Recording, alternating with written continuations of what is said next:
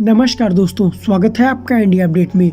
और आज के अपने इस वीडियो में हम इस बात को समझेंगे कि आखिर भारत के राष्ट्रीय त्योहार यानी नेशनल फेस्टिवल स्वतंत्रता दिवस यानी इंडिपेंडेंस डे और गणतंत्रता दिवस यानी रिपब्लिक डे के अवसर पर ध्वजारोहण में क्या अंतर होता है। दरअसल दोस्तों, जैसा कि आप सभी लोग जानते हैं कि हम सभी भारतवासी 15 अगस्त के दिन इंडिपेंडेंस डे को सेलिब्रेट करते हैं, जबकि 26 जनवरी के दिन रिपब्लिक डे को सेलिब्रेट करते हैं।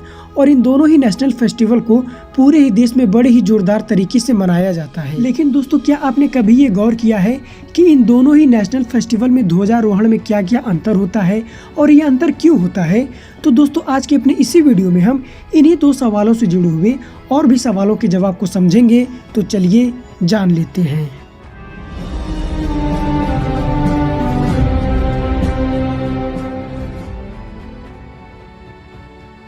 दोस्तों, हम प्रत्येक वर्ष 15 अगस्त और 26 जनवरी के दिन झंडा फहराते हैं। लेकिन दोस्तों, 15 अगस्त और 26 जनवरी यानी इन दोनों ही दिनों में झंडा फहराने में कुछ फर्क होता है, क्योंकि दोस्तों गणतंत्र दिवस पर भी स्वतंत्रता दिवस की तरह ही झंडा फहराया जाता है। पर क्या आप जानते हैं कि इन दोनों ही नेशनल फेस्टिवल की सेलिब्रेशन में क्या फर्क होता है? पहला अंतर दोस्तों, 15 अगस्त यानी स्वतंत्रता दिवस के अवसर पर हमारे झंडे को नीचे से रस्सी के द्वारा खींचकर ऊपर ले जाया जाता है और फिर खोलकर फहराया जाता है, जिसे ध्वजारोहण कहा जाता है। क्योंकि दोस्तों, जैसा कि आप सभी लोग जानते हैं कि 15 अगस्त 1947 के दिन हमारे देश को आज़ादी मिली थी और तब ब्रिटिश झंडे को नीचे उतारकर भारतीय ध्वज को ऊपर चढ़ाया गया था और फहराया गया था। दोस्तों, झंडे को नीचे से लेकर ऊपर ले जाने की प्रक्रिया को ध्वजारोहण कहा जाता है और इसीलिए 15 अगस्त को जो ध्वजारोहण किया जाता है वो इसी तरीके से होता है और संविधान में इसे अंग्रेजी में फ्लैग होस्टिंग यानी ध्वजारोहण कहा जाता है। वहीं दोस्तों, 26 जनवरी यानी गणतंत्र दिवस के अवसर पर झंडा ऊपर ही बंधा रहता है, जिसे खोलकर फहराया जाता है और संविधान में इसे फ्लैग अनफर्लिंग यानी झंडा फहराना कहा जाता है।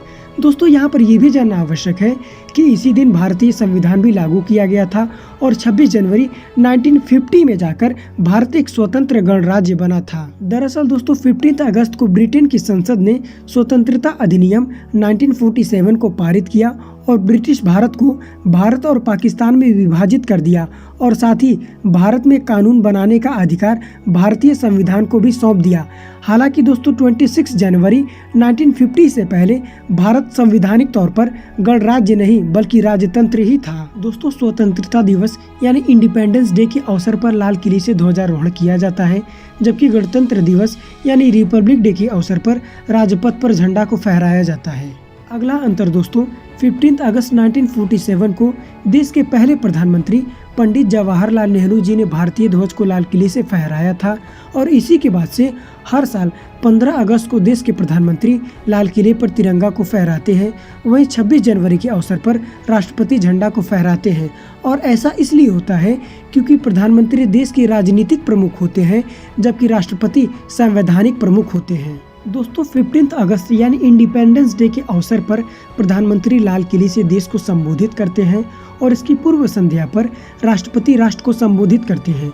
इसके अलावा दोस्तों, 1950 से ही भारत दूसरे देशों के राष्ट्र प्रमुखों को रिपब्लिक डे के अवसर पर मुख्य अतिथि के तौर पर आमंत्रित करता आ रहा है, जबकि 15 अगस्त यानी इंडिपेंडेंस डे के अवसर पर किसी भी दूसरे देश के राष्ट्र प्रमुख को बुलाया नहीं जाता है। दोस्तों, रिपब्लिक डे यानी गणतंत्र दिवस की संध्या पर राष्ट्रपति पद्म पुरस्कार देते हैं, जबकि स्वतंत्रता दिवस यानी इंडिपेंडेंस डे के अवसर पर पुरस्कार वितरण नहीं किया जाता है। बाकी दोस्तों, अगर इस वीडियो से संबंधित आपके पास कोई सुझाव या सजेशन है या आपको लगता है कि इस वीडियो में आपको किसी भी प्रकार की गलत जानकारी दी गई है तो उसे कमेंट बॉक्स में जरूर लाएं।